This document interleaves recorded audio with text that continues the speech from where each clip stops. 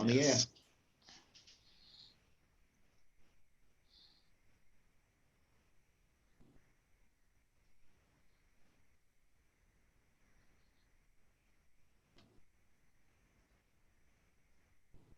For those of you joining us, we're just going to give it a minute to let everyone come into the room.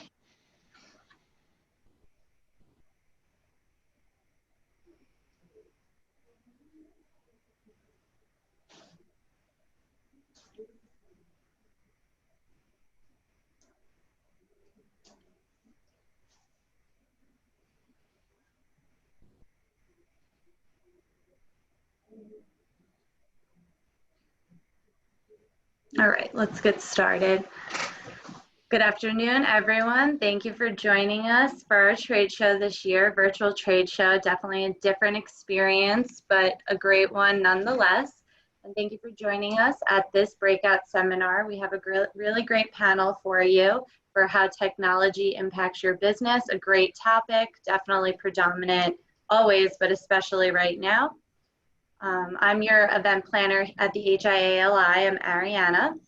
And today we have moderating for you, Manny Morales, who is the president of 2M Technologies. So Manny, you could take it away. Thank you, Ariana. And thank you everyone for joining us today. It's a very vital topic of interest for all of us, how technology impacts our business, especially in these days. As Ariana said, it's a challenge, but technology can help us through it as long as we treat it with the proper respect. We've got two great subject matter experts tonight, Anthony Bonaspina and Walter Contreras. I'll talk a little bit more about them in a bit. If the attendees have gone through the HIA trade show, they've seen it's obviously a very different kind of trade show than it's been in years past. They've adapted it very nicely, I think. This session's competing with Mastering the Art and Science of Sales Process. So I'm glad to see the support and the people coming out to give us some attention. My name is Manny Morales. I'm a graduate of Stony Brook. I hold degrees in computer science and applied math.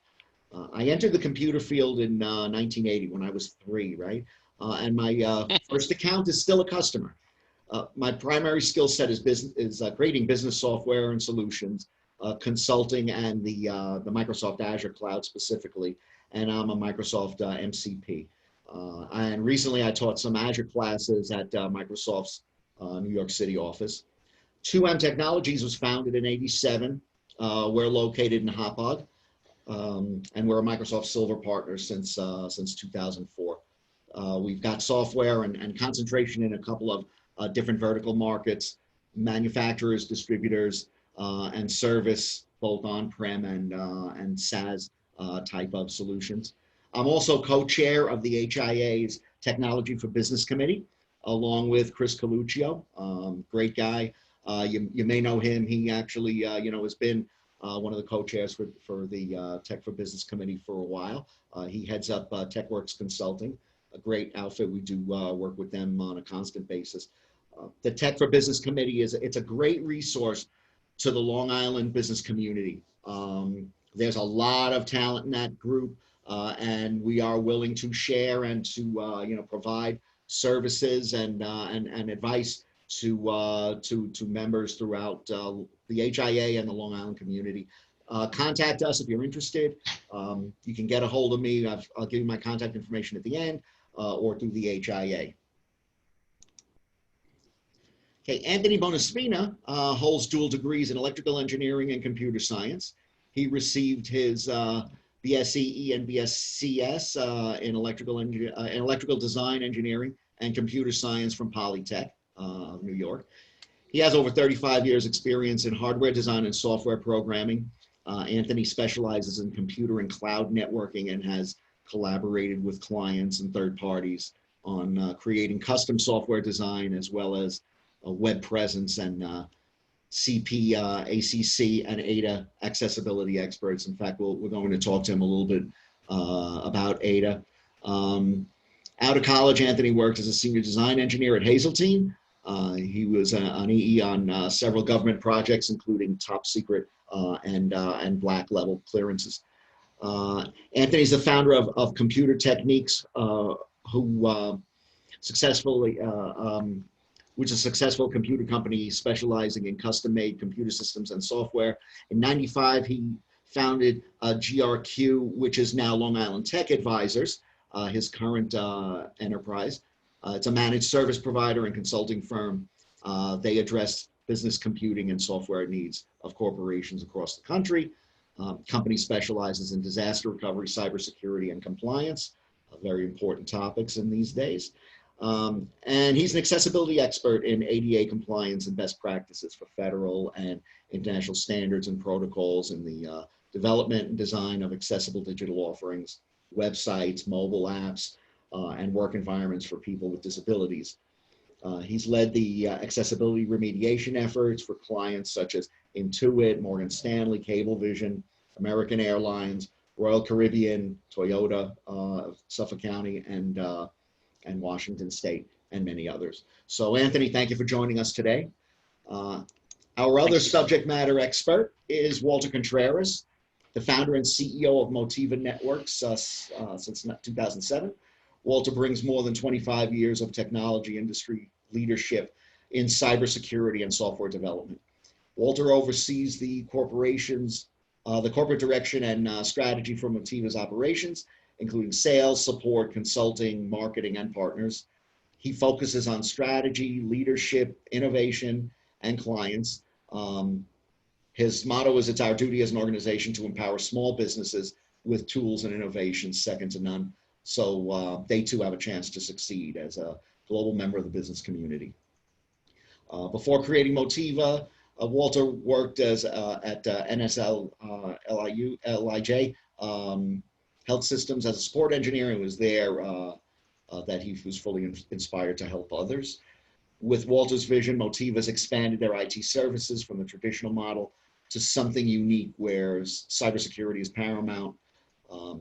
Every business is different in itself and adheres, and we adhere to their needs, not ours. Motiva's services expand from cybersecurity and compliance, 24/7 help desk, software development, VoIP, and disaster recovery solutions. And Walter is a graduate of Columbia University Business School, holds several certificates on this field. Walter, also, thank you for joining us today. So we've got two pretty hotshot subject matter experts here with us today. Their companies both have booths at the HIA virtual trade show. So you may want to show some support, come by, ask them some questions, and discuss with them a little bit further. Also, based on the demographic of businesses within the HIA, there's a lot of small and medium businesses that are in its population. So a lot of what we talk about might be geared a little bit to those businesses who may not have the internal wherewithal to be able to navigate through all of these shoals that are around technology nowadays. So when Ariana came to me and asked me to moderate this, and the topic was going to be how technology impacts my business, I said, my goodness, that is a wide open topic. We can, we could literally be here for the whole day and just scratch the surface of some high level discussion. So we're going to try and do some calling out of some critical things where we'll discuss them a little bit more in depth, but in no way is this a deep dive today. I think, if anybody picks up something today, this will trigger some future discussion that we can, that we can all chat about at a future point in time, or you can reach out to one of our subject matter experts and discuss it. But technology impacts your business in ways that you probably never thought possible. And these are just some of the high level things that came to mind. And I'm going to invite my cohorts here to embellish a little bit. Operations and workflow in every single type of business. I mean, think of things that you've got that impact you today that are technology based, that just weren't even things maybe 5 years ago. Efficiencies and productivities, taking steps out of the process, letting people do more with less, Collaboration with partners. There are all kinds of tools out there, and we're going to be talking about some of them in a little while because the span of doing business has sort of changed in the last few months. Innovation and automation, there are all types of things from additive manufacturing to business intelligence, big data that help you to make decisions. And that whole thing kind of can be bundled under a digital transformation that everybody is talking about nowadays, and getting digital information, digital devices, and digital types of doing business into your everyday workflow. Analytics, right? Big data, predictive analytics, plug analytics in with, something like an IoT to tell you when a device is ready for replacement or an engine is going to fail or something like that. Artificial intelligence touches so many levels. Sales and marketing, social media and CRM, and, have revolutionized the way you interact with clients and potential clients. Mobility and agility. And who thought a year ago that you could do business from afar, or from your phone as comfortably as you can do it now. And I have to do a call out to security. Security is huge. It's overarching, and it really, covers all of these things and more, because you can't do anything in technology without a consideration of security. Guys, I want to get your input, and to keep it from being a free-for-all, maybe I'll call on Anthony first to, see what he would like to contribute to this kind of overall keynote concept. Hey, thanks, Manny. Yeah, hi, I'm Anthony from HIA-LI Tech. First of all, main thing is, like Manny said, is that the things have definitely changed in the past several years. Even like what's going on now with the remote, remote workers and so on, schools that have to now work in hybrid and remote, and many different ways, just communication and so on has been, overwhelming. Operations and workflow, we personally have, my own company, basically, we've been working remotely actually for about 2 years now. I've had a technician work from home at least once a week ever since Hurricane Sandy. To that effect, we kind of hit the ground running when this all happened. But one of the things is that our workflow is, basically designed around complete remote access at this point. And I see more and more companies doing that now, of course, where we are able to actually still, function very well as an organization from pretty much anywhere at this point. In fact, one of my employees just moved to Maine today, and he's working just as he normally would. Again, I see this happening more and more. Efficiencies, productivity, yes, we're definitely incorporating a lot of different technologies, make our business run automated. We have AI, actually. We have a level 1 tech that's an artificial intelligence agent that we put, basically goes out, checks things, opens tickets, fixes the problem, closes the tickets. Eventually, my guys would like to see them replace me, but, hey, it's not happening today. Again, we basically have a whole thing, and one of the main parts of this too is security, because now that people are working remotely and from home, it's a big oversight, but you have to be wary of the fact that the hacks have increased over 600% since the shutdown, and mainly because homes are soft targets now, so you're getting a lot of different attacks and so on. So you have to make sure that from a business standpoint, you take care of your remote workers and the remote workers' homes, as far as securing them down to make sure, however they're remoting access into your office, whether it be a secure VPN or whatever you have, that you have security built into that. Walter, do you have anything to add to this? Thank you, guys. Absolutely, Anthony. And by the way, Manny, great moderation here.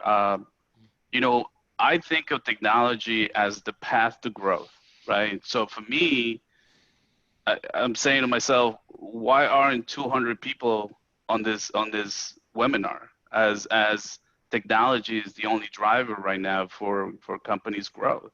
and the moment to pivot, right? I mean, you talked something very important, Anthony, artificial intelligence. You know what? We think about the machines taking over, sort of like Terminator, but the reality is not going to happen. It's going to be more like gradual changes over time. So when you think about AI, for example, for me, it's about enhancing the current business model that you may have right now, or better yet, enhance the human productivity to another level. So security is great. You know, we work on security a lot. I'm sure you guys knows that. But the reality is, for me, is the best moment ever for any company to go back and look at their business model and see how technology could affect them in a positive way, and what are the steps to be taken for that growth, right? So when we talk about, for example, you guys were talking about working from home. You know, what a great time right now is to get rid of those old servers, right? Or all of that old infrastructure that so many people have. And they have it because they haven't been advised otherwise, right? There hasn't been that change that pushed that change forward. So for us, is a big thing. You know, we started early on to say things like, you know, let's talk about the cloud, and COVID was the perfect timing to pivot into actually starting to sort of have that conversation, the conversation that people wouldn't have with you about cloud. They would say, oh, we can't go to the cloud, it's unsecure, or whatever the reason or their fear might be. The reality is that today, you know, every business should be looking into how they can take advantage of technology to pivot, right? Because some businesses are in trouble. Great, thank you guys. Before I bring up the next slide, I'd like to do a public service announcement. I've got some of the listeners raising their hand, which is terrific. We're going to do some Q&A at the end. Please use the chat window for that. And I will try and address all those questions at the end and ask them of our subject matter experts. But during the course of it, I want to let the presentation kind of flow. All right, and great point brought up, by these gentlemen. Turning challenges into opportunities, as they both alluded to, every business is being challenged. Technology may be a way to turn that around. Business as usual is anything but as usual. Challenges can be turned around and made into opportunities. Like Einstein said, in the middle of difficulty lies opportunity. So gentlemen, what are some ways that technology can give my business a competitive edge? This time I'm going to start with Walter. Well, look, I was a big advocate when COVID hit. I was doing free webinars to teach people how to do like a free, website with e-commerce, right? And the reason why I did that is because, and by the way, we were also doing the websites for free for people. But the reason why I did that is mainly because I do believe that, at that particular moment, businesses needed to pivot. If you were a restaurant that never had Uber Eats or, didn't have some sort of delivery service, this was the time where you will go all in to figure that out, right? Figure it out how you can pivot and do something differently. Maybe, and I saw a lot of my friends doing this. Just they started to putting out signs like, we do deliver, we do pickups, we can deliver to your home and all this kind of things. So I think technology is driving this process of change, and I think that the fear in people's one-way business model has been the fear factor for so long that it's very hard for people to have the mentality to change. However, we've been pushed to change, right? We wouldn't have this meeting right now if it wasn't for COVID, right? We wouldn't have the great online expo that the HIA has put on. So I do believe that at this particular second, you need to look at technology as your best friend, and you need to partner with somebody that understands your business. And when you do that, you're going to be able to pivot and have a more successful business over the long run. And it's interesting that you bring up, websites and e-commerce, because that is one area that's really blossomed in the past 6 months for allowing businesses to acquire new trading partners, and to basically deal with their supply chain a little bit differently than they did in the past. Thank you, Walt. Anthony. Yeah, no, I totally agree, Walter. I mean, I've seen businesses around here in Babylon Village, actually now, you know, very old businesses with very old technology now using iPads to take orders and so on, and taking credit cards when they never took that before. They've been pushed into a new, you know, this new norm. So, I mean, not everything, you know, about this is bad. I mean, there's actually some good things that we're going to be takeaways from this. Even with, I mean, we have it, go back to a full normal. The trade shows will still be instituting, technology like this, because there's a big opportunity to have it both virtual and, on-prem. And plus the reach is much larger. I mean, like I said, we are able to reach people now in other states. We're doing more and more remote work that we didn't think we even possible. I mean, it's about 98% of our work now is completely remote. And we're finding that we could do a lot more with the AI, with the just with the technology we have to solve problems without having to dispatch a tech. Which helps everyone because number one, we're able to respond much quicker. And number two, the problems are also, we get notified of issues almost immediately. So we're able to proactively address issues. So yeah, the opportunities are now to take advantage of the technology. Again, like I've seen offices. I mean, I had an attorney firm approach me last week about they want to get rid of their office, their rental space, and just work completely remotely. So they want to know what the impact would be for that business, what they would need to do. And like what Walter said before too, moving to the cloud, getting your on-prem servers and stuff like that to the cloud, making it so that even your phone system, PBX and so on, like what we have, we're using Microsoft Teams for the entire business now. It's all virtual, it's all cloud-based, and we could work from anywhere. So again, using the challenges today and turning them into opportunities is definitely an advantage for a business at this point. Absolutely. No, thanks, guys. And a couple of things that came to mind for me were keeping new innovations in the forefront. Walter brought up DoorDash and Uber Eats, and what restaurant would have thought that was going to be such a vital part of their business? Yet the ones that embraced that and went in that direction, they were able to weather the worst part of the storm and get to the point where maybe they can open up again, have outdoor seating, have limited seating, things like that.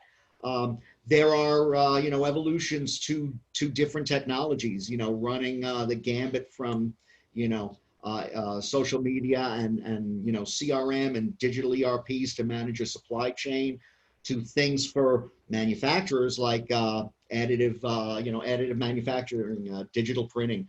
SpaceX and other contractors are using 3D printing to create new rocket engines. So it really can be mind-boggling what technology can do. I think it's also important to establish a budget for your IT expenditure. On the average, across all businesses, the amount of their IT budget is 3.28% of revenue. The high being, as you would expect, finance and banking at 7.16, manufacturers at 5, professional services like high tech at around 4. The lowest, also as you would probably expect, construction, physical services. They're much less, prone to those sorts of breaches than some of the other companies are. And IT budgets have been increasing dramatically since 2016 or 17. The size of your business may also dictate that, with smaller businesses actually having a higher percentage of revenue than, under say 50 million than large businesses over 2 billion. Larger businesses are going about 3.2. Small businesses, some of them almost 7%. You have to find a tipping point, I think, in that whole picture. You have to be willing to invest in technology, and you have to find the sweet spot of what works for you. Where are you gaining the value, and then at what point might it be you're spending money to spend money? It's a long way to Tipperary, but that is what probably every business should be measuring. Manny, real quick, just a little comment on that. It's interesting that you're talking about the budgets for IT, right? when you compare them to marketing, for example. Yes. Right. And to me, it's always been one of those things where there has to be an investment in technology for a company to survive long term. Mm-hmm. And I'm not talking about short term, you know, get me to work remotely. I'm talking, what are the next 10 years of this thing look like, and how am I going to get there? And how my competition, it's literally going to kick my butt as I'm approaching, you know, those times. So, you know, we definitely need to focus on getting people to understand that the investment in technology is long term, Right. not just short. You say the right word there, investment. It's an investment. It's not a cost center. It is literally an investment. It's more like buying a building or a fleet or equipment than it is, you know, paying salaries and, you know, or maintenance or something like that. Different kind of maintenance can be an investment as well. Okay. Hot item that we came into the conversation a couple of times, working remotely. Remote workers are everywhere. Remote learning. I mean, you name it, people are doing it remotely. Like the rest of the world, Long Island's been forced to adopt and embrace working remotely. Users of Microsoft Teams jumped from 32 million at the start of March to 75 million at the end of April. And it's way up from there. I just haven't been able to find any stats post April. That was probably the biggest jump because everybody was on it and using. And these are actual users. These are people that are logging into it essentially for every workday. So 2 questions coming out of this, and I know you guys have got you know, plenty of insight on this. What are the best tools to allow a small business to provide quality service and maintain security for their organization and workforce? I'll start with Anthony on this one. Yeah, no, that's a great question. Yeah, now that we're working, you know, people working remotely, and you have that whole thing now, they're working from a home environment, which is, you know, you have to make sure it's secure. But beyond that, as far as the tools, I mean, like for example, we're heavily into Teams, Microsoft products, and Office 365, which you know, helps you know, with the you know, communication, and also it has its you know, a lot of built-in filtering already. We also have it, you know, because we're so heavily reliant on communication using, you know, email specifically and phones. It's very important also to remember that you have to make sure you have proper backups in place. When you're working remotely, your data needs to be backed up, especially your emails. Microsoft and Google, they don't back up emails. So it's important to make sure you have a backup happening, especially with all the types of, you know, intrusions and bad actors out there now. Yeah, as far as the you know, rest of the, like you know, as far as the best tools, again, is making sure that you have the proper you know, like in our case, we actually deploy the agents, antivirus, even like malware, anti-malware, and other facilities right to the home computers as well. So we make sure that the home PCs or devices are properly covered. You know, we also use another level of filtering we usually throw in there, you know, for the main business, and we can also extend that to the, you know, remote workers. Again, security is the common mistake made for home, you know, remote workers, is that making sure that you have the right security in place. And again, you know, planning this out now for now, and also like what Walter was saying about for the next few years, you want to make sure you're strategically planning this so that your workers, you know, if they are going to be working remotely continuously or a hybrid situation, make sure that you invest in that. In our case, we actually, you know, I gave money to each of the technicians and each of the my employees that worked remotely so that they would have seed money to buy what they needed, you know, based on a list I gave them of things they need to make sure that, you know, things are set up properly. And also an ongoing, we gave them a budget to take care of any additional expenses that might come up.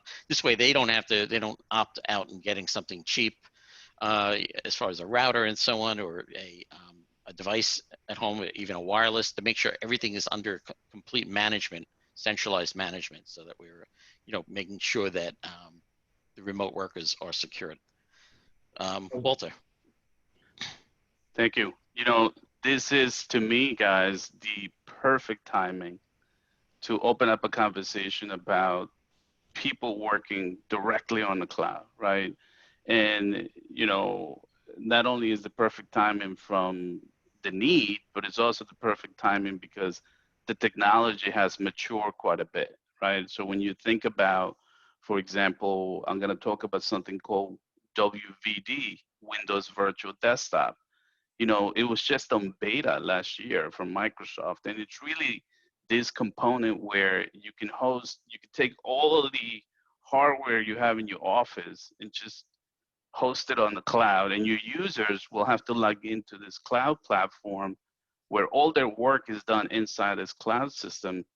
And you know, we done numbers left and right with this, and at the end of the day, there's a big cost saving. Number one, there's a huge security, much better security that we can possibly ever, even as an IT company, provide at a local level. Because let's face it, we just never gonna have the budget that Microsoft has in terms of security. But it really is the ease of use. Like when I think about any of these things, it's about the productivity, right? I saw my 9-year-old during COVID because she's been doing coding for the last couple of years, and she's taking this AI class on Zoom. And I'm saying to myself, well, you know, some people use Zoom, some people use Teams, some people use whatever. It should really be device, technology, and everything else agnostic for a user to be able to perform their day-to-day functions. So when I think about technology in general, this is the perfect time for all businesses to start challenging, number one, their IT providers, right? Number two, because they are their partners and at the end they help them make decisions. Number two, you know, how can we do this better than we're doing it now? And again, I go back to how does this look long term? Because I'm always looking at the long term, not just the short solution. So for me, it's about, you know, making it as easy as possible and as secure as possible when I think about this stuff. Awesome. All right. And then a follow-up. What are the common mistakes? Let's think in the world of the small and medium, because larger companies very frequently, because they've got either compliance ordinances, things like that, or an in-house IT staff that knows better and can steer them away. But in the world of the small and medium, it's not so easy to come by. What are the common mistakes businesses make with remote workers? I'm going to start with go back to Anthony. Yeah, thanks, Manny. Basically, like I was saying before, is that a common mistake is that they, think the remote worker, they have a secure environment at home. Again, making sure that that's secure and using what Walter's saying too about giving them a platform to connect into that you can then make sure that, your security is in play there. So that's a big common mistake. And also investing in the remote workers' home office, let's say, to make sure that they have the tools they need to do their job. We don't necessarily want them using an 8-year-old PC to do their work. So like I said, as a business, I've made an investment to make sure that the remote workers have a new laptop, the proper screens, even right down to the chair that they're using and stuff to make sure that they have a good environment at home to do their job. You don't want them just working on some old, Mac or old technology that's just not doing it. So, again, and another benefit of this is that I was able to standardize on all the remote workers. I have it where it's standard configuration. So even if they do want to go back into the office for, the day, whatever, they take their laptop, they go into work, plug it in. Now we use VersaDesks, which are great. I mean, and we have them all set up the same way. We have 3 monitors on it. It's like, air traffic control. And one wire plugs into the laptop, everything comes alive. And it's as if they have their phones, everything is there. So if they need to move from a desk to desk or even from town to town, they're able to do that. We have some people, like I said, even working, it's like a, working vacation. Sometimes they go to a vacation, but they need to jump in on a meeting. They got everything at their fingertips. So, as far as that goes, again, the mistakes are is making sure you take care of the technology that the remote workers are using, and also make sure it's in a secure environment. Manny, Walter, go ahead. Walter. I wouldn't call them mistakes. I will say it's more like assumptions, because business owners, like, I have so much respect for business owners because they're very smart. They're very intelligent people. They can read body language. They can read things. They can do a lot of stuff. But a lot of the times they put their trust on people or systems or otherwise, and they assume that things are fine, right? Like, for example, when I do my audits, they say, oh, Johnny has a computer that their son used to use, and they're logging into the system with that. So, but they're fine. They tell me they're fine. So it's an assumption, right? So a lot of the times, just like any other business owner, just like myself, we make assumptions on things. But I constantly argue the fact that this is the perfect timing to go back and make sure that you have the systems in place, that that there are no shortcomings, that if you need to buy hardware, as you guys know this better than anybody, hardware as a service, or hardware is just so becoming so irrelevant over time that buying a computer or a laptop for somebody, it's not a bad investment, right? Because you can control it better. Your IT manager can put tools in there to monitor the whole thing, so you have a better chance to survive a cyber attack. And so I think more about these assumptions. As a business owner, I think we need to verify a little bit more what's being done in the back end. Good. Yeah, no, good points all. I remember back in March when Governor Cuomo went from 75% on-prem allowed to 25% and vital services and all of that, which came in like a whirlwind. I had clients that I had moved into the cloud previously without any thought of pandemic. It was, more from the perspective of enhanced security and failover capability and a bunch of other things, none of which was pandemic. But on that day, they were able to start up work from home, and that same URL you go to from the office, you're going to from your desktop at home. I had other clients that were so-so. They had done some degree of migration to allow them to work remotely, and I had some that were totally blindsided, and they just jumped on the bandwagon as quickly as they could. We outfitted them as quickly as we could, but we're now in the process of looking back at what are they doing now. Hey, that's not going to be just for the weekend and just for 30 days. That's going to be a permanent part of business. I think before we go to the next slide, to call out something that Walter mentioned about common mistakes businesses make. I think the most common mistake is for business owners to think they know about IT when they know their business, but they may make assumptions, as you said, that, oh, this is the case, and that PC is fine. I'm running Windows XP. What's wrong with that? I love Windows XP. And, I see you guys laughing because you know the implications, but you know that people are out there that have lied to themselves and think that that's fine. So we're gonna move on to the next slide, which has something to do with something that we had brought up, cloud computing. In my experience, business consumers are definitely warming up to the thought of cloud environments, hybrid environments, things like that. The barriers are coming down, and security is always in the discussion, of course. So I'm going to throw this one out to Walter first. A couple of questions together. What is cloud computing? What are the pros and cons of the cloud, and how do I know if it's for me? And how does the cloud impact compliance? And we'll talk more about compliance later on, but it's certainly something in the discussion. Beautiful. So, cloud computing comes in many forms, right? When you look at your iPhone, there's cloud computing here. You're putting photos that are being hosted on iCloud, so that's cloud computing. But what we're referring more when we're speaking about a business cloud computing, we're talking more in the sense of operational of that day-to-day workload.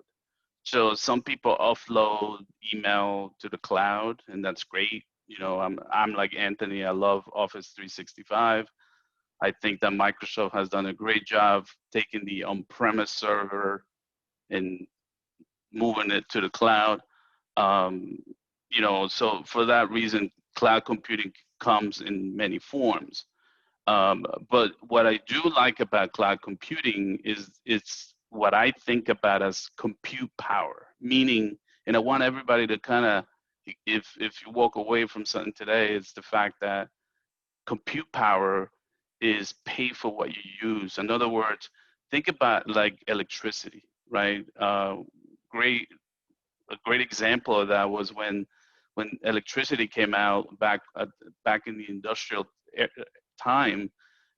You know, all the factories were getting electrified, right? So it's sort of like the same revolution happening right now, where now everybody's moving to the cloud because it's cheaper, right? Cost effective. I don't use the word cheaper, but it's more cost effective to, you know, instead of buying all this hardware that is in a constant change, that you can go to the cloud, pay for what you use, right? Because depends on the business model. Some businesses work 9 to 5, right? So those businesses would only need the compute power, the cloud, to be on from 9 to 5. So, you know, and the rest of the time that could be shut off. So therefore you're not paying. So when I think about cloud computing, I think about sort of like electricity, right? You pay for what you use, and it's something that over time is going to have a massive, massive impact in our everyday's life. I mean, we're already seeing it, but I think in the business world, we're starting to see the shift. COVID sort of, you know, got us moving faster on that conversation. Before, this conversation with a business owner was a complete, no, I don't want to even talk about it, to now, okay, tell me more about it, right? And so I think that this is a great, again, I'll go back, it's a great opportunity to review those things you have in place, to do an audit on your hardware, your software. What are you doing? What does the business look long term? And that's the benefit of cloud computing. Okay, thank you. And Anthony, same question. Yeah, no, totally agree with Walter there. The other part of that too is that as you grow as a business, you know, with cloud computing, you can increase your server up there. And very easy with a click of a button. You now can have dual processors. You can have additional memory, drive space. It will grow as your business grows without having to change any hardware.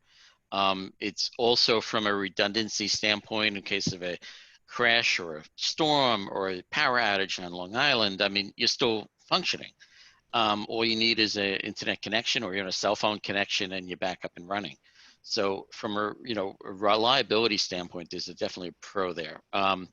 So, and again, with a on-prem, you have to worry about maintaining it. You have to worry about intrusions. You'd have to worry about the cost of just keeping that going and replacing it. There's a hardware replacement cycle you have to take into account. So when you're dealing with the cloud, a lot of this stuff goes away. Yes, you still need somebody to help maintain it and so on, but the thing is, it's a lot easier. And like I said, if you have suddenly, like your business does well, and you bring on another 5 employees, very easy to scale that into something larger without having to ditch your old server and buy a new one. Awesome.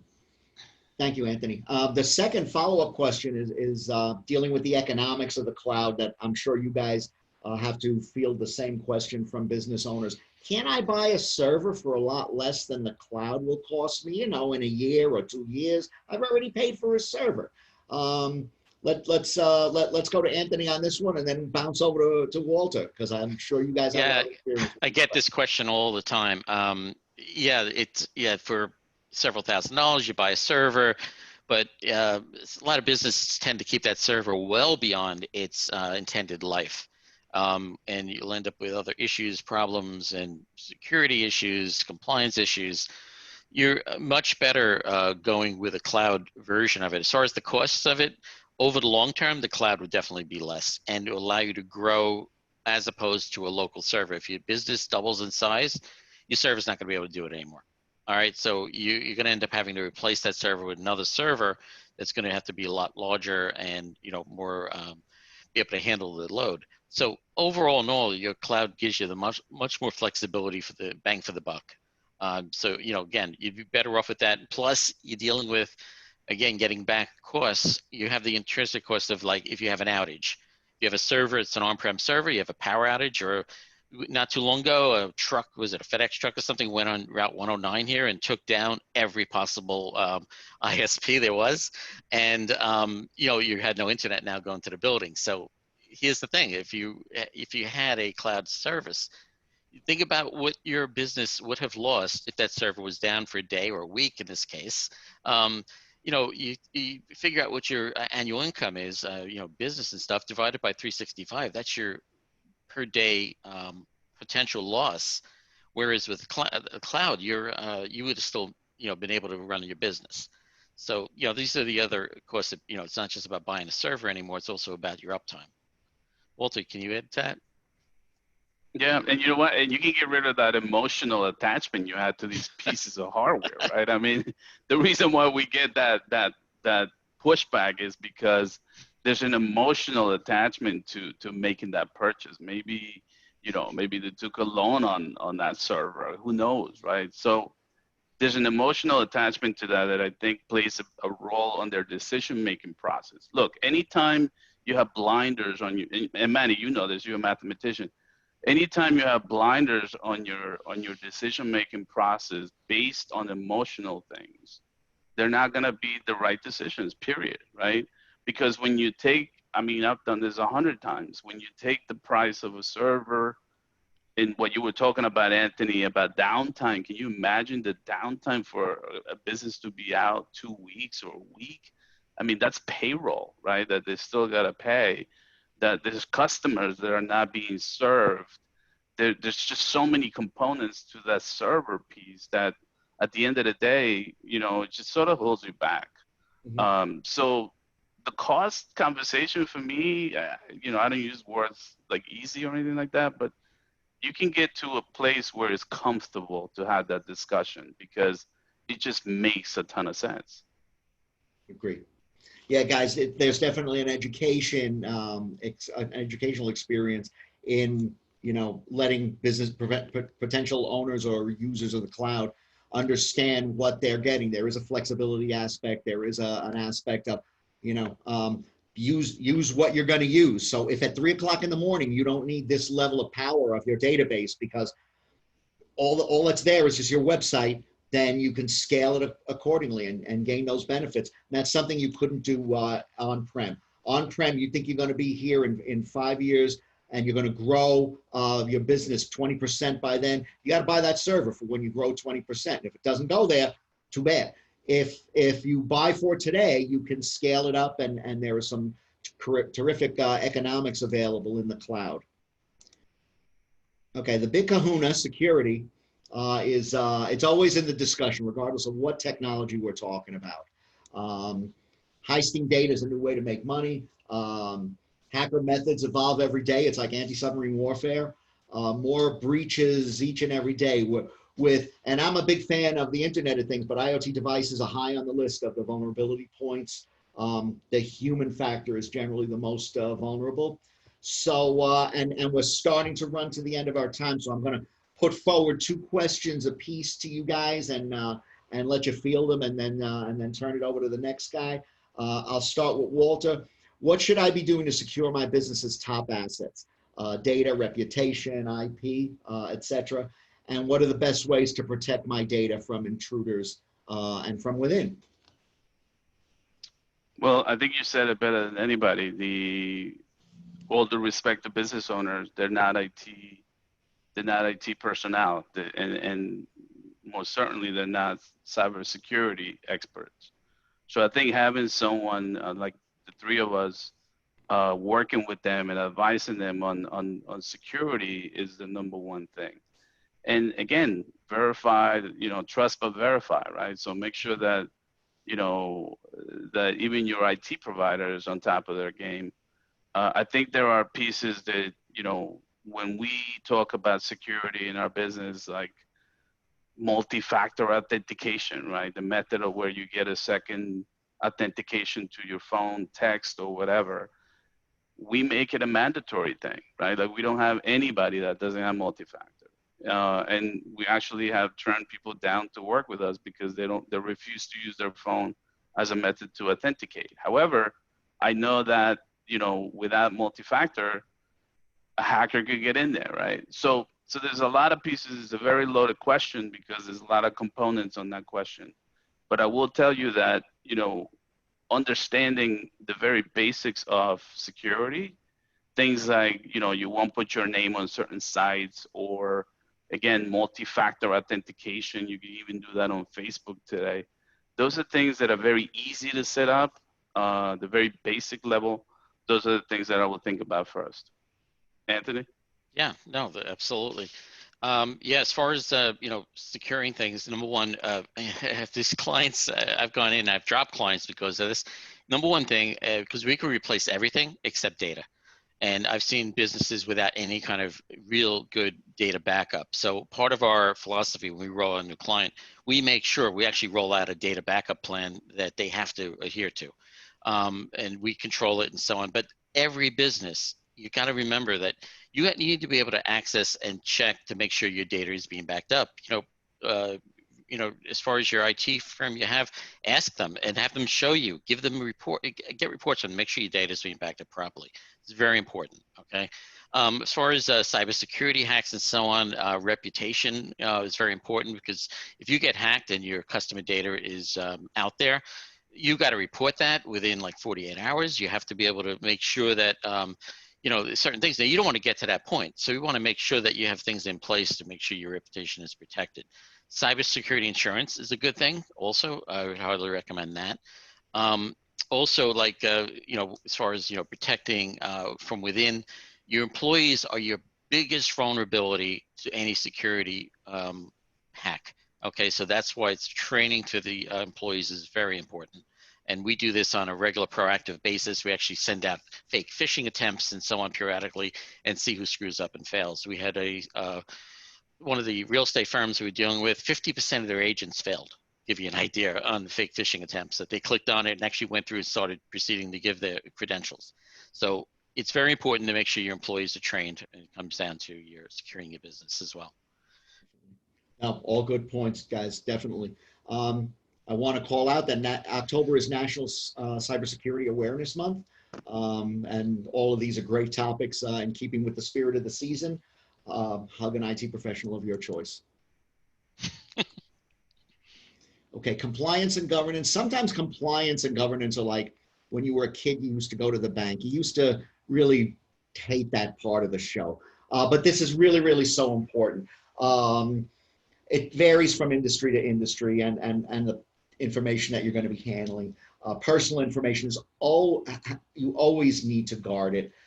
Financial, health, ISO, and IPA information is subject to governance as well as is your web presence.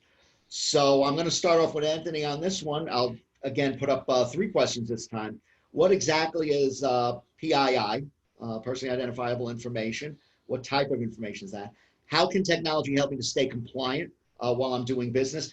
And what is the ADA and how can it impact me? I'm going to tell you what, I'm going to start with the ADA because that's very important. It's close to my heart.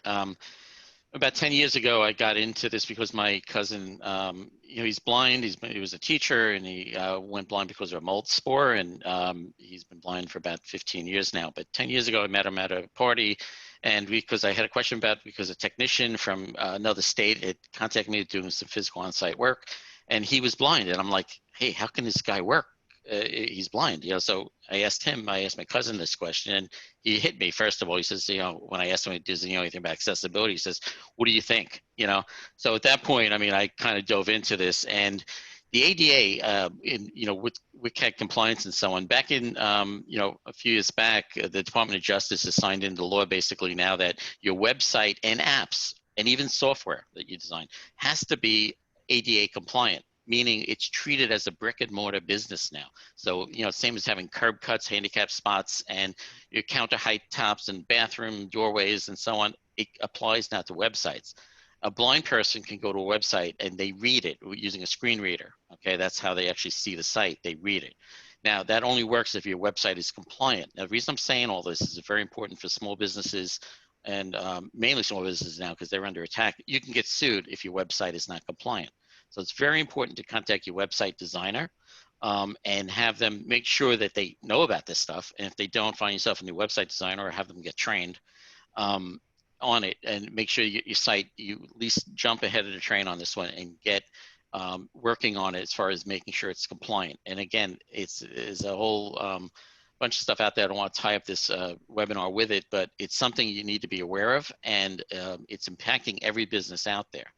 Okay, so and there's technologies out there to help you stay compliant. You know, once you are compliant, all right, it's important to stay compliant. And it's also important to make sure that your front end receptionist and so on is also wary of that. If somebody calls and asks say, hey, you know, I'm having a problem accessing your website and I'm blind, you know, you got to make sure the person at the front desk knows that, because there was a hotel chain to put up a ad for a new job posting, and they didn't know anything about ADA compliance, and that page was not compliant. And a blind person called up and said, look, I'm looking to apply for that job. And the person's helping that individual. They said, wait, you're blind, we can't hire you. And it's like, oh my God, it's like a double whammy. So of course they got sued. So again, compliance on that is very important. And there is technology out there to help you do that. There's automatic tests and so on. Again, they're not really 100% compliant. They're like 50% compliant, or, you know, as far as detecting errors, but it's something that you do. I'm going to let, I know we're short of time, so I'm going to let Walter take it from here about going into the other aspects of this, of PII. Thanks, Anthony. And thanks for sharing that story, by the way. You know, I do a lot of work with the financial sector. So PII is personal identifiable information. Believe it or not, when we collect information from our customers, something as small as a name, their name is considered PII. So I see that.